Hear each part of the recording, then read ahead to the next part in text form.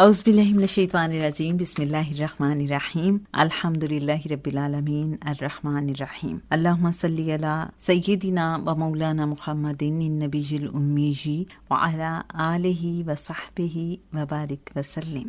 محترم خواتین و حضرات، السلام علیکم۔ حال سفر از فرش تا عرش، ایک ایسی کتاب جو کریم آقا صلی اللہ علیہ وآلہ وسلم کے حکم پر لکھی جناب حضرت باغ حسین کمال رحمۃ اللہ علیہ نے۔ اس کی اب تک 9 ایپیسوڈز ہم آپ کے ساتھ شیئر کر چکے ہیں۔ پیج 56 سے آج ہم آغاز کریں گے۔ جناب پریویس ایپیسوڈ میں جیسا کہ آپ جانتے ہیں کہ ذکر ہوا نہ صرف مقام رضا کا بلکہ مقام اقربیت کا بھی، اور جو ابواب تقرب ہیں ان کے حوالے سے بھی بات ہوئی۔ اس کے علاوہ حضرت داتا صاحب رحمۃ اللہ علیہ نے فرمایا کہ حج 2 طرح کا ہوتا ہے، ایک غیبت میں، دوسرا حضور میں۔ جو مکہ معظمہ میں ہوتا ہے وہ غیبت کا حج ہے، اور جو مشاہدے میں ہوتا ہے وہ حضور میں ہوتا ہے، یعنی کہ وہ حضوری حج ہوتا ہے۔ اور حج کا مقصد گھر کا دیدار نہیں بلکہ مشاہدہ حق ہوتا ہے۔ اور جناب سورہ الاحزاب کی آیت 56 جس کا ترجمہ کہ اے ایمان والو آپ صلی اللہ علیہ وآلہ وسلم پر درود اور خوب سلام بھیجا کرو، اس آیت کو کوٹ کرنے کے بعد حضرت باغ حسین کمال رحمۃ اللہ علیہ فرماتے ہیں کہ سورہ الاحزاب کی اس آیت کریمہ کے مطابق روزہ اطہر کا مراقبہ کرا کے پہلے روزہ اطہر اور پھر مسجد نبوی یعنی دربار عام میں باریاب کرایا جاتا ہے۔ بعد ازاں حسب استعداد حضور رسول کریم صلی اللہ علیہ وآلہ وسلم کے دست اقدس پر بیعت سے مشرف کیا جاتا ہے۔ تصوف کی اصطلاح میں اسے فنا فی الرسول سے تعبیر کیا جاتا ہے۔ دربار اقدس میں باریابی کے بھی کئی درجے ہیں۔ اول یہ کہ دن رات اس کی روح وہیں مقیم رہے، دوم کہ صبح و شام حاضر ہو، سوم کہ ہفتے میں 1 بار، چہارم میلاد النبی صلی اللہ علیہ وآلہ وسلم کے موقع پر باریابی کی اجازت ملے۔ اہل برزخ کے لیے میلاد النبی صلی اللہ علیہ وآلہ وسلم کا موقع عید کی کیفیت رکھتا ہے۔ اس روز رب العزت کی طرف سے ارض و سماوات، عرش اور بالاتر مقامات بلکہ ساری کائنات کو آراستہ و پیراستہ کرنے کا خصوصی اہتمام کیا جاتا ہے۔ یہ آرائش و زیبائش دیدنی ہوتی ہے، مگر اہل کشف میں سے بھی چند خوش نصیبوں کو ہی یہ جلوے دکھائے جاتے ہیں۔ بعض لوگ اعتراض کرتے ہیں کہ روحانی سفر کی کیا سند ہے؟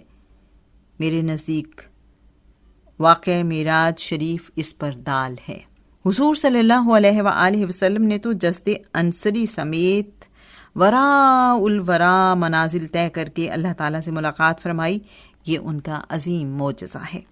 اسی طرح حضور صلی اللہ علیہ وآلہ وسلم کی امت میں سے بعض اولیاء کرام رحمۃ اللہ علیہ کی ارواح کو حضور اقدس صلی اللہ علیہ وآلہ وسلم کے جوتوں کی دھول کے صدقے یہ سفر نصیب ہوتا ہے، اور یہ بہت بڑی کرامت ہے۔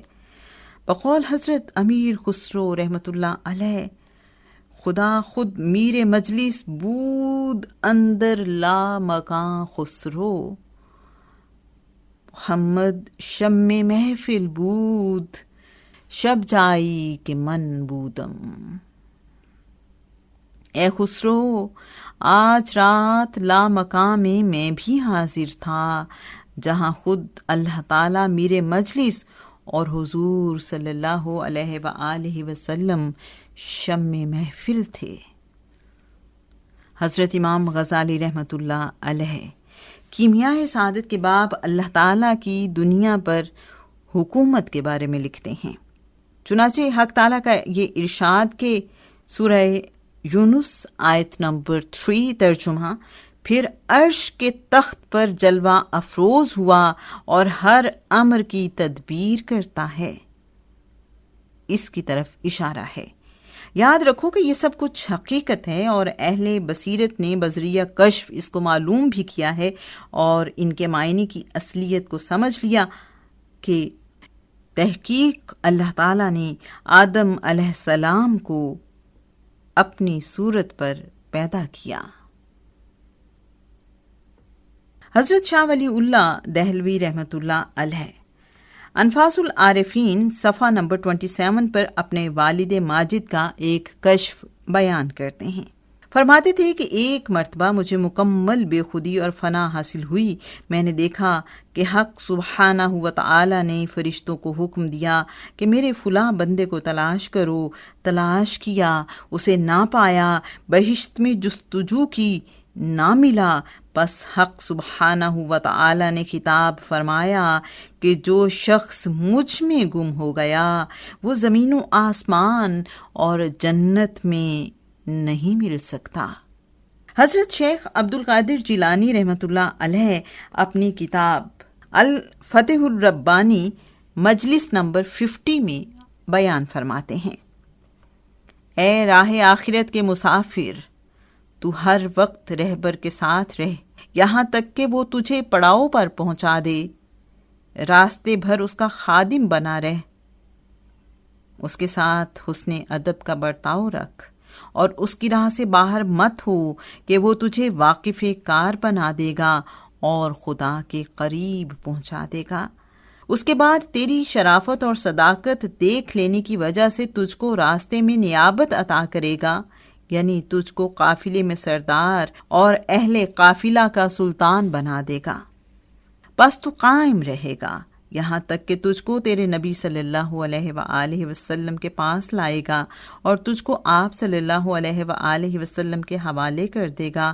پھر آپ صلی اللہ علیہ وآلہ وسلم کی آنکھیں تجھ سے ٹھنڈی ہو جائیں گی۔ اس کے بعد حضور صلی اللہ علیہ وآلہ وسلم تجھ کو قلوب، کیفیات اور معنی پر نائب بنا دیں گے۔ بس تو حق تعالی اور اس کی مخلوق کے درمیان سفیر اور نبی صلی اللہ علیہ وآلہ وسلم کا حاضر باش اور خدمت گار بن جائے گا کہ کبھی مخلوق کی طرف آئے گا اور کبھی خالق کی طرف۔ یہ چیز بناوٹ اور ہوس سے حاصل نہیں ہوتی، بلکہ اس سے ہوتی ہے جو سینوں میں جگہ پایا کرتی ہے اور عمل اس کی تصدیق کیا کرتا ہے۔ مزید فرماتے ہیں، مشائخ دو قسم کے ہیں، ایک مشائخ شریعت اور ایک مشائخ طریقت۔ شیخ شریعت تجھ کو مخلوق کے دروازے پر لے جائے گا اور شیخ طریقت تجھ کو قرب خدا بندی کا راستہ بتائے گا۔ حضرت سلطان باہو رحمۃ اللہ علیہ اس سلسلے میں شمس العارفین میں ارشاد فرماتے ہیں، مطلب یہ ہے کہ طالب اللہ ظاہر میں خواہ کتنا ورد و وظائف میں مشغول رہے، وہ باطن میں کبھی مجلس محمدی صلی اللہ علیہ وآلہ وسلم حاصل نہیں کر سکتا تا وقت کہ کوئی مرشد اس کی رہنمائی نہ کرے۔ کامل مرشد کی مدد سے ایک لحظہ میں مسجد محمدی صلی اللہ علیہ وآلہ وسلم حاصل ہوتی ہے اور واصل خدا بن جاتا ہے۔ میرے اچھے سامعین، اس قدر روح پرور گفتگو ہے حضرت باغ حسین کمال رحمۃ اللہ علیہ کی، ایسی تحریر کہ جو کسی اور ہی دنیا میں لے جاتی ہے۔ دل تو یہ چاہتا ہے کہ بس آج ہی کتاب ختم کر دوں، لیکن جو معرفت والے ہیں وہ فرماتے ہیں کہ تھوڑا تھوڑا تاکہ ایبزارب کیا جا سکے۔ تو آج جو شیئر کیا ہے اس کو ایبزارب کرنے کی کوشش کرتے ہیں انشاءاللہ۔ جو کل کی ایپیسوڈ ہے، کیا کمال ہے، آقا صلی اللہ علیہ وآلہ وسلم کے دربار اقدس تک رسائی کیسے حاصل ہوتی ہے اور کتنا عرصہ لگتا ہے۔ جیسے جیسے ہم آگے بڑھتے جائیں گے، روحانی دنیا کا ایسا منظر ہمارے سامنے آئے گا کہ جہاں حضرت داتا گنج بخش رحمۃ اللہ علیہ کے مطابق انسان حیرت میں گم ہو جاتا ہے، چپ لگ جاتی ہے انسان کو کہ اچھا ایسا بھی ہوتا ہے، اور یہ کتنے خوش نصیب لوگ ہیں۔ یہ سب جاننے کے لیے، یہ سب سننے کے لیے سنتے رہیے حال سفر از فرش تا عرش۔